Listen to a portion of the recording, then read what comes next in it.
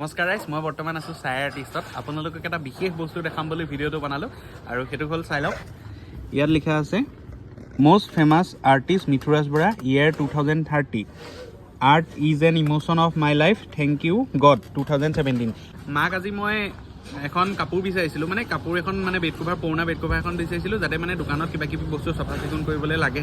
তাৰপিছত মায়ে এইখন উলিয়াই দিলে।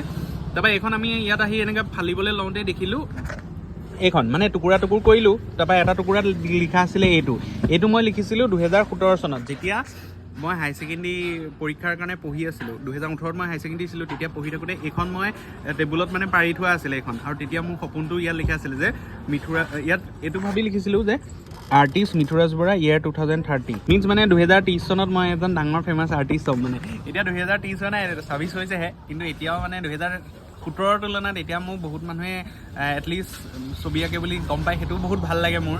আৰু এতিয়া 2030 হ'লে আৰু 4 বছৰ আছে, কাম কৰি যাম এনেকৈ। আপোনালোকেও সহায় কৰিব, ছাপোৰ্ট কৰিব, বাকী ভিডিঅ'বিলাক চাব, কেনেকুৱা পাইছে জনাব, আৰু কিবা কিবি ভুল হ'লেও মোক দেখুৱাই দিব, আৰু এনেকৈ আগবাঢ়ি যাবলৈ চেষ্টা কৰিম।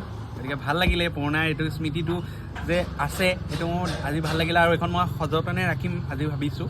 গতিকে ধন্যবাদ।